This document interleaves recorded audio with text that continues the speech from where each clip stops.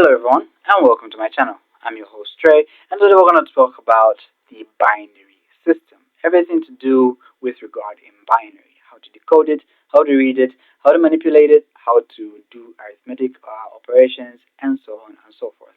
This video is going to be categorized into 2 or 3 videos depending on how um, long this is going to be. But I'm going to make another video depending on how everything is going to go. But essentially, we are going to talk about the binary system. So I'm just going to give you a basic introduction to the binary operations and everything. But before we go to that, let's get into our course outline, or what we are expected to learn during these video courses. So we're expected to learn the binary representation, converting binary to decimal and decimal to binary, also hexadecimal notation, and we think we're going to end off in integer representation. Then in the next video, we're going to talk about signed and assigned integers, ones complements, boost algorithm, and we're also going to talk about restoring and non-restoring division algorithm. So without further ado, let's actually get into it. So let's start with binary representation, right? So let's start from scratch. What is binary? Well, these are 2 digits used to represent numbers, right? 2 numbers or 2 digits used to represent numbers. Basically, this is base 2 with the index starting from 0. So if the index starts from 0, meaning the values are 0 and 1. Because binary has 2 values, these values are used to represent on, meaning 1, and off, meaning 0, or true or false, meaning true is going to be 1 and false is going to be 0. Basically, if nothing's there, 0, right? If something is there, 1. Okay, so each digit in a binary number has a value depending on its position and is calculated using significant numbers. So these positions are known as bits, right? So bits of data. So we can represent them in a frequent like so. So these are bits, right? So this is a 1, 2, 3, 4, 5 bit representation, right? And bits are basically these 2 to the power something. Our index starts from 0, so meaning we say 2 to the power 0 is 1, 2 to the power 1 is 2, 2 to the power 4, 2 to the power 2 is 4, 2 to the power 3 is 8, and 2 to the power 4 is 16. Notice that only the index is what is being incremented, and the actual value there is remaining the same, because this is our base 2, and our index there is going to be our representation, our values, right? And then this value is our answer, or what this value actually means, right?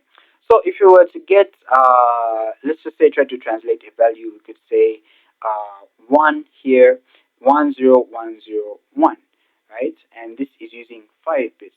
And if it's 5 bits, we're going to say, we're going to go into calculations later, but let me just give you a preview.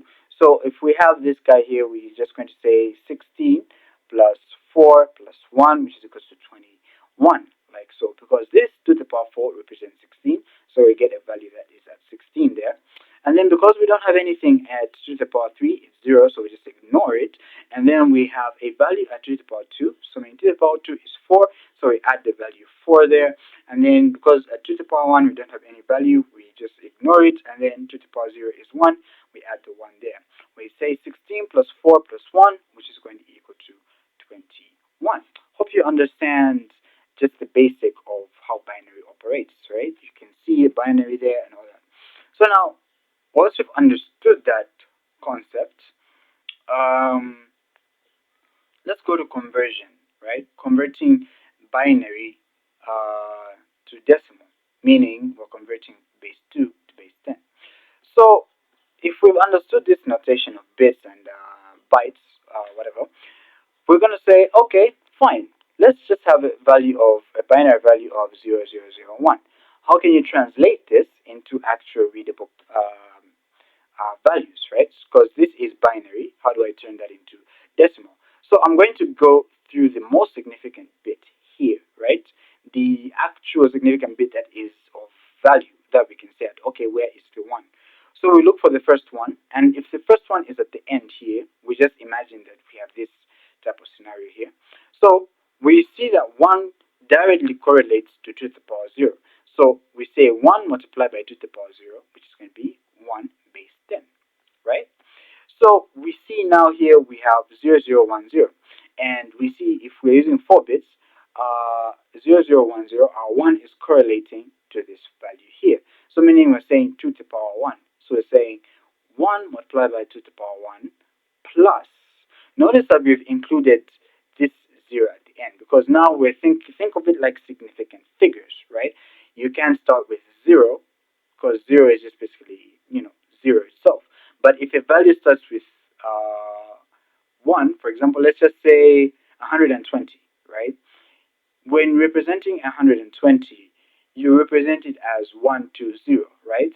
And regardless of whatever it is, if the representation is 0120, you're just simply going to say 120 because that's 120, right?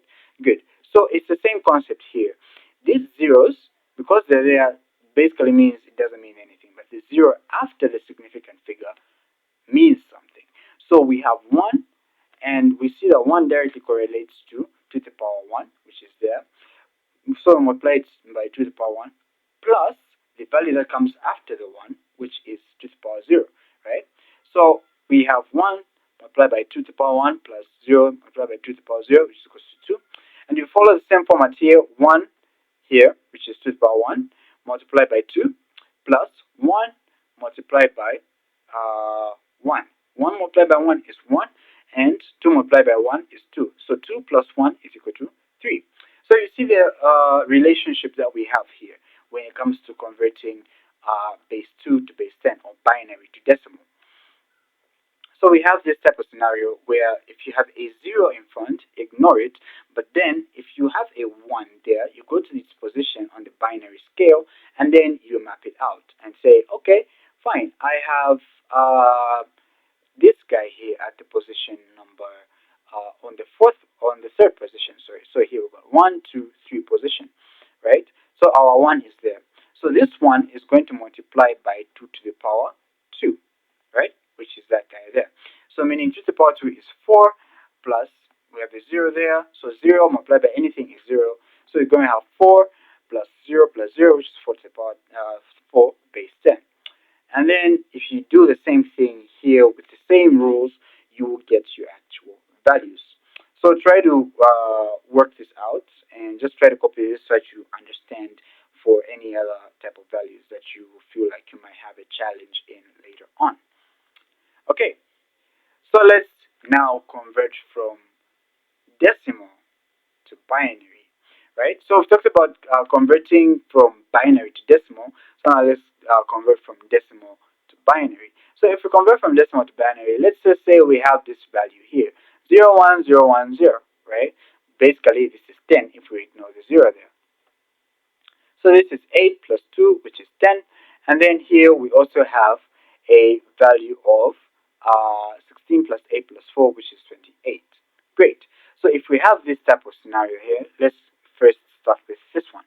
So convert 10 to binary. So we're going to look at this type of scenario here.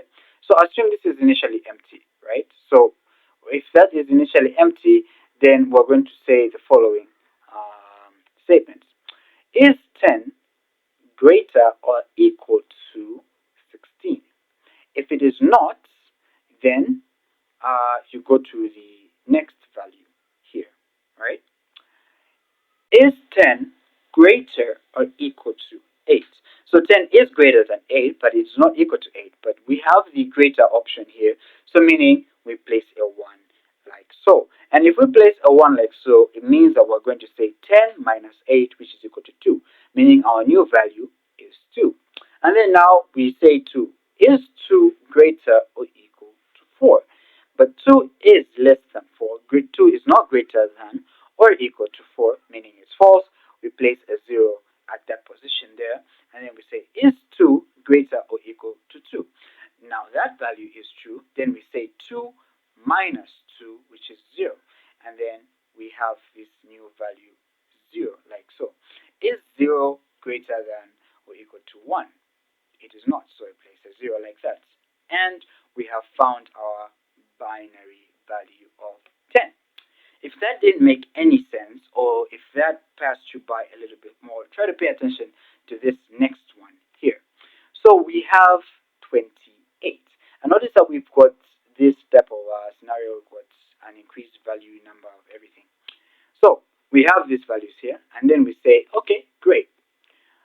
Is 28, right, is our decimal value greater than our value at 2 to the power 5, which is 32? Is 28 greater than 32? If it's not, place a 0, like so. Then you go to the next value. Is 28 greater than or equal to 16? This value is true, meaning we place a 1 there, and then we subtract 16 from 28. So we say 28 minus 16, which is going to be 12, and our new value is going to be 12, right? Good. So now we go to the next step. Is 12 greater than 8, right? This is also true. So meaning we're going to say 12 minus 8, which is equal to 4. We place a 1 at 8 there, and then we subtract 8 from 12, and then we get our value 4. And 4 is our new value, right? Good. So now we move to the next guy. Is 4 greater or equal to 4, right? This is true as well. So meaning we place a 1 there, and then we subtract 4 from 4, and it's 0. And 0 is our new value. And then we say, is 0 greater than 2? No, it's not. Is 0 greater than 1? No, it's not. So we end there. So if you didn't understand this guy, then I'm pretty sure you should be able to understand what this guy actually means. So that's how you convert from base 10 to base 2. Hope you understand that, or hope that makes any sense to you.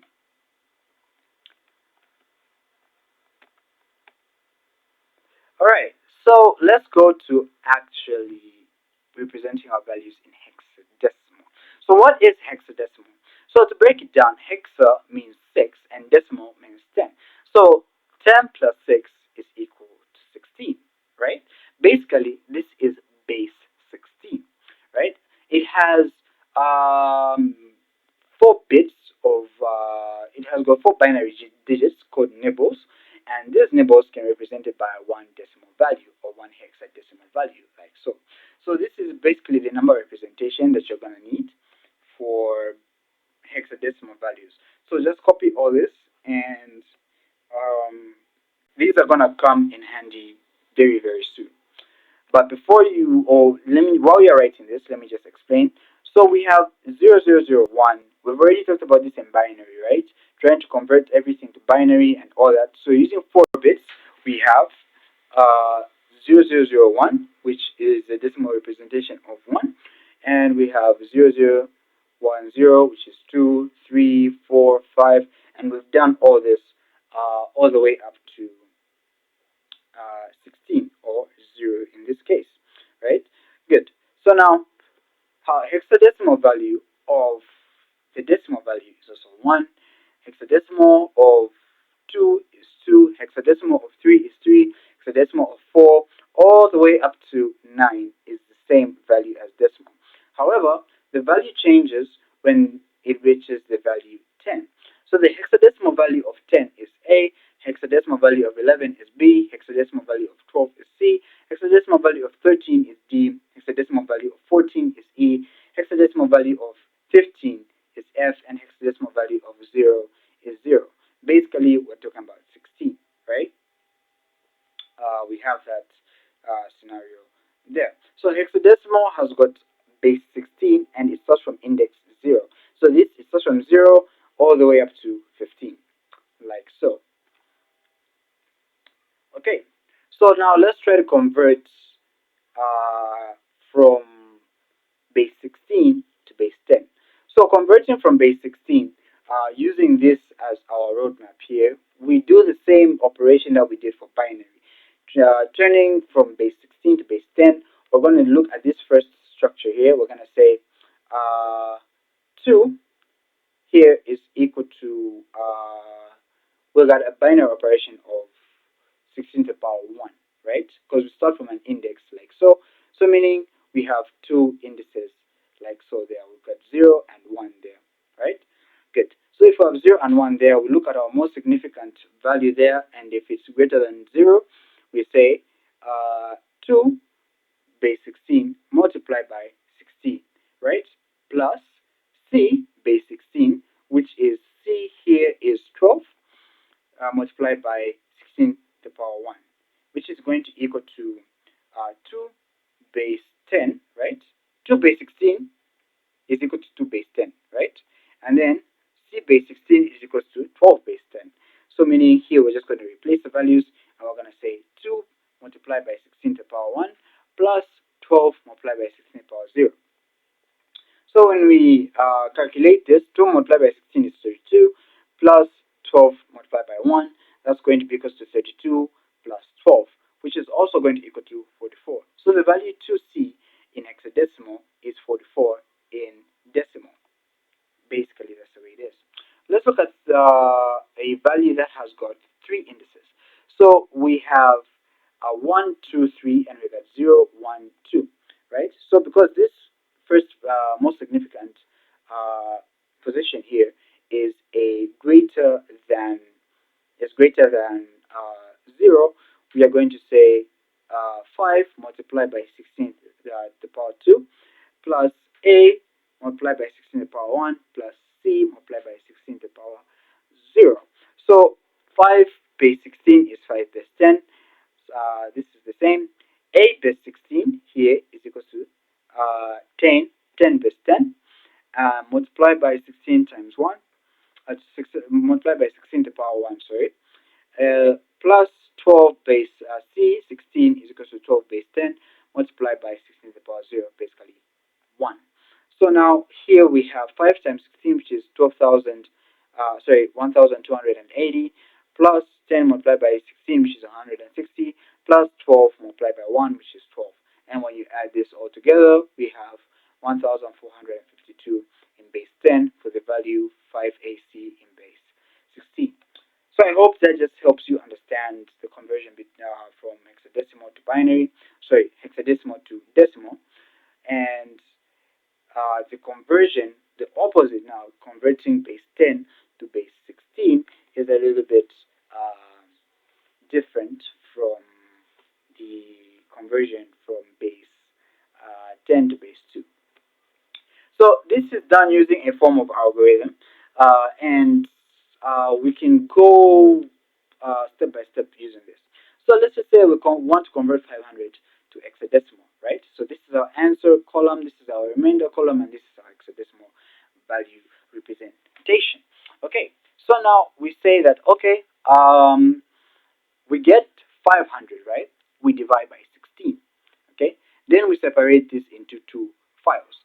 We get the first file, which is our 31, right? Because 500 divided by 16 is 31.25. Okay, if you want to check that out in your calculator. So we separate the two and say 31 and our remainder 0.25, right? Great. And then now we multiply 0.25 by 16 and we record it as 4. We record it there. And then we have 31, this value here, we divide it by 16 as well. And 16 enters into 31 one time, right? Not 32. This is not 32, this is 31. So 16 divides 31 one time. So we have a 1 there and gives a remainder of 0.9375. And if we multiply that 0.9375 by 16, we get 15, like so. And we get this 1 divided by 16, which is 0, and 0 remainder of 0.0625. 0.0625 multiplied by 16 is equal to 1 itself, right? Then when we come to actually answering our values now, we get these values that we found in hexadecimal that we multiply by 16, and we start from the bottom going up.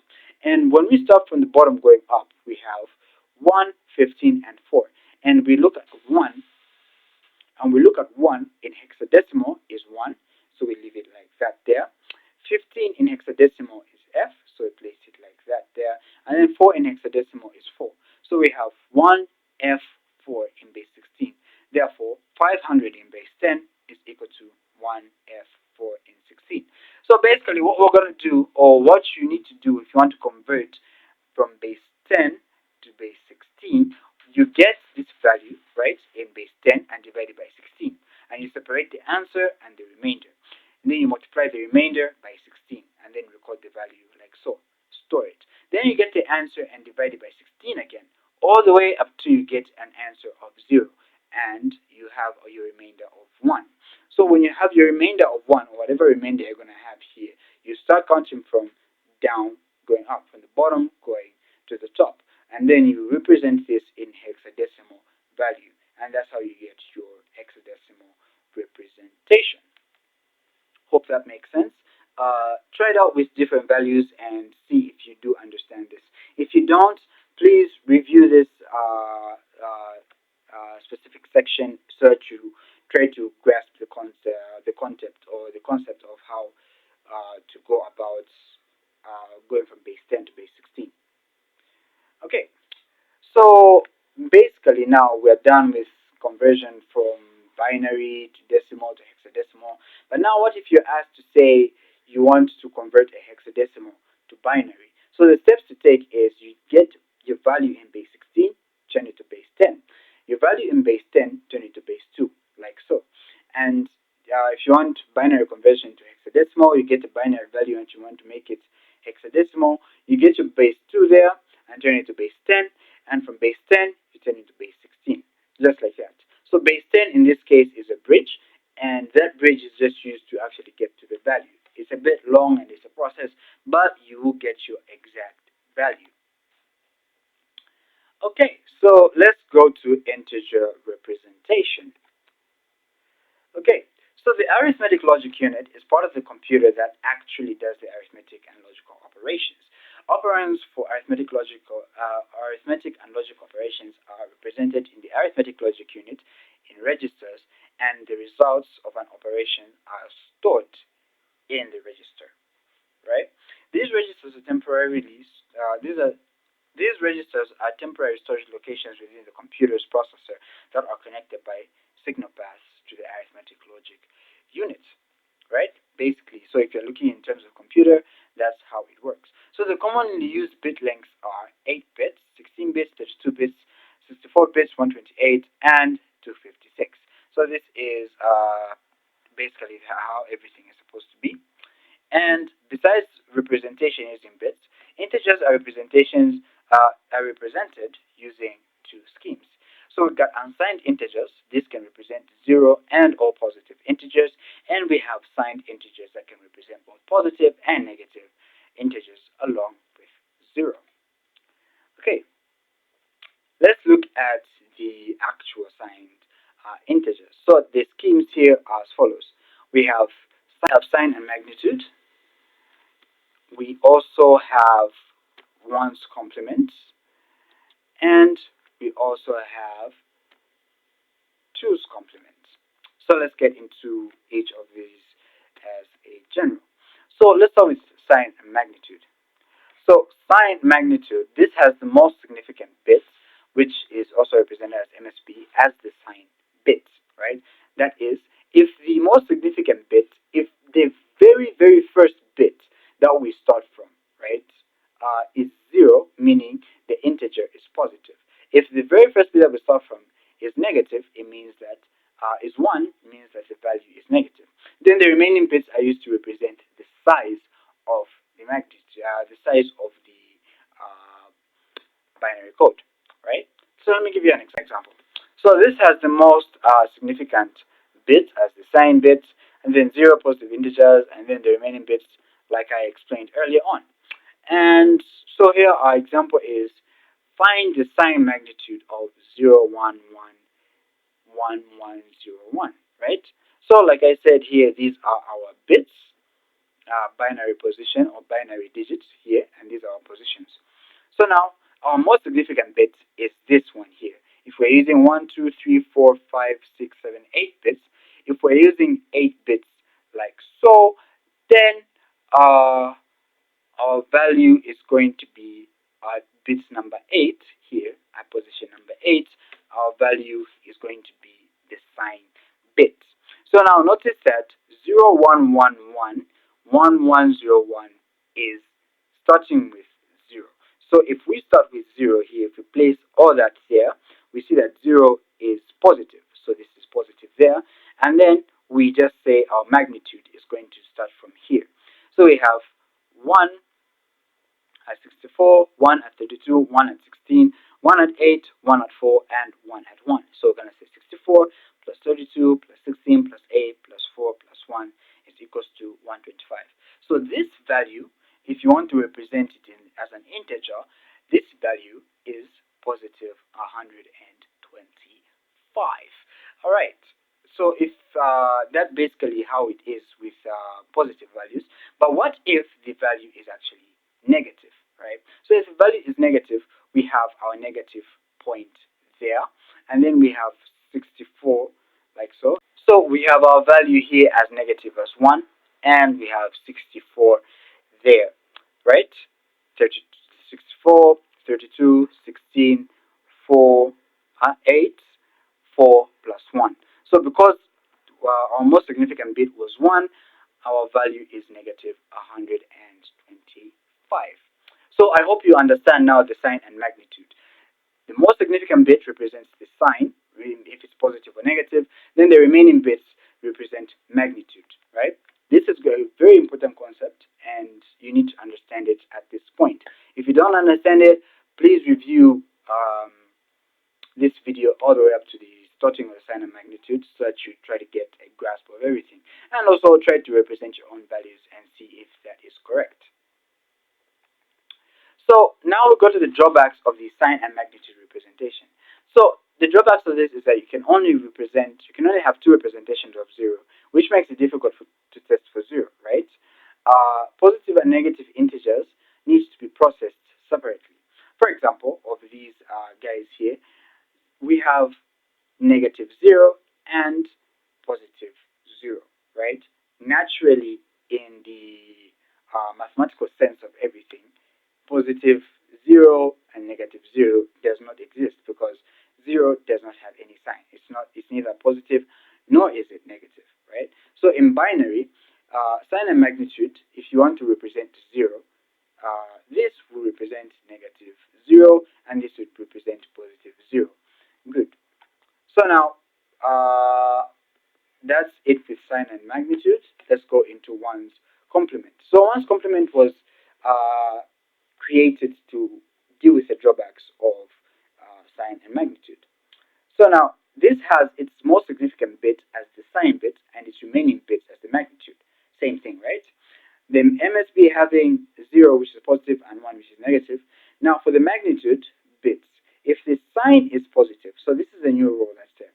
For the magnitude bits, if the sign is positive and the absolute value of the integer, meaning the magnitude itself, is equal to the magnitude itself, right? If the value is negative, then the magnitude is equal to the complement or the inverse of the binary pattern. Let me explain what I mean. So let's just say we have 0, right? So 0 here we have our most significant bit as 0, meaning it's positive. So we have positive 0 and then this guy there, right?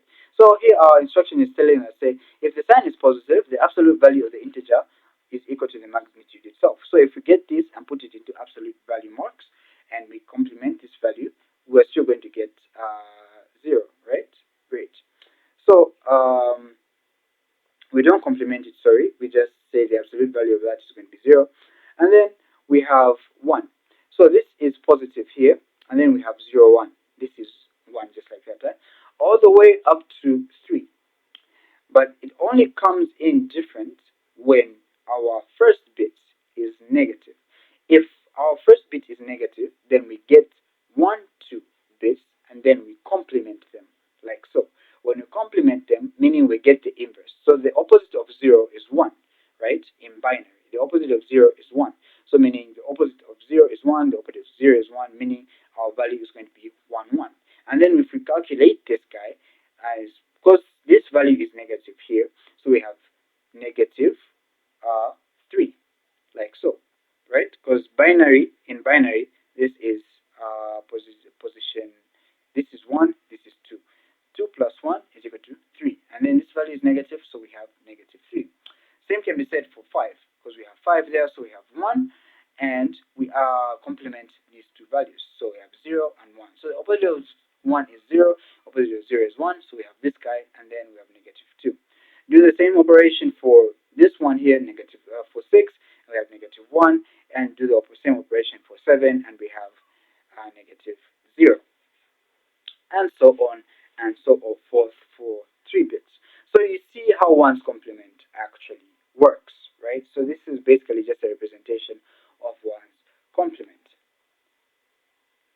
So let's just have another example. So given the number of 8 of bits which is equal to 8, right? So we've got 8 bits, give the ones complement of 0, 1, 1, 1, 1, 1, 0, 1, right? So our first bit, our most significant bit is 0, so meaning this entire value is positive. So we don't need to change anything, right? So it's still the same as 125. But then, given the number of bits 8, give the ones complement of 1, 1, 1, 1, 1, 1, 0, 1. Good. So our most significant bit is 1, right? Meaning negative. So meaning we're going to get this negative, that's our sign bit, and then we're going to look at the magnitude of this thing. So the magnitude of this number, we are going to complement it. So we're going to say 1, 1, 1, 1, 1, 0, 1, and complement everything in here. So here the opposite of 1 is 0, opposite of 0 is 1, and everything else here is going to be 0, like so. And once we've gotten everything there, we add everything that is in here, which is going to be 2. And because we have our sign bit as 1, meaning this is going to be negative 2. So in one's complement, this value can represent negative 2, and this value can represent 125, right? Great. So that's one's complement. It still has the same drawback as sign and magnitude because we still have the same scenario. So now let's go to 2's complement. So 2's complement, this has its most significant bit as the sign bit and the remaining bits as magnitude. Same as sign and same as one's complement. It has the most significant bit having 0, which is positive, and 1, which is equal to negative, as same as one's complement. And for the magnitude bits, if the sign is positive, the absolute value of the integer is equal to the magnitude itself, just like one's complement. However, if the value is negative, the magnitude is equal to the complement or the inverse plus 1 of the binary pattern. Let me explain. So we have our example here, right? And we have this type of scenario. So just like one's complement, if the value is 0, just ignore it and then just calculate it as you would in binary, right? Because that's positive. But if it's negative here, we have 1, right? Good. So we get this guy is negative. We complement these two, and then we add 1 to it. So when we complement 0, 0, we have 1, 1. 1, 1 is equal to 3, right? Good. 3 plus 1 is equal to 4. So meaning we have a negative value there, and then 3 plus 1, this one here, is equal to negative 4. We do the same for 5 here, which is the sign, which is negative, and then we have 0, 1. If we get the inverse of 0, 1 and add 1, we're going to say 2 plus 1, which is equal to 3, and then negative multiplied by 3 is equal to negative 3. And the same can be done for this guy, and so on and so forth, right? So now, this one has got a visible representation of 0. We only have 1, 0. And this is supposed to be 2's complement, sorry, not 1's complement, but 2's complement. And if you were to put 8, notice that it's 0, 0, 0 in 3 bits. So we go back to 0. So our representation now goes back to having only 1, 0, which is positive, or which does not have a sign. So you see that the 2's complement now finds values, or actually makes 0 singular. It doesn't make it negative or positive, it makes it singular. Make sense? I hope it does. So let's have an example of 2's complement. Same example. Let's just say 0, 1, 1, 1 and 1, 1, 1, 1, 1, 0, 1, right? Same value here, 2's complement. Because it's positive here, we leave it as is. But if it's negative, we get these values, right? Inverse them. We find the inverse of it. And then once we find the inverse of it, we add 1. So meaning, if this is 2, we say negative 2 plus 1. Negative 2 plus 1 is equal to, 2 plus 1 multiplied by negative 1 is equal to negative 3. And that is your 2's complement value. So try making out whatever value you feel like placing, and try to find out the 2's complement of that value as represented as shown. Alright, so that was it for this video. I'm going to continue the arithmetic operations in the next video. But if you enjoyed this video or you found this video very informative, please do like and subscribe. It does help me a lot. And I will see you in the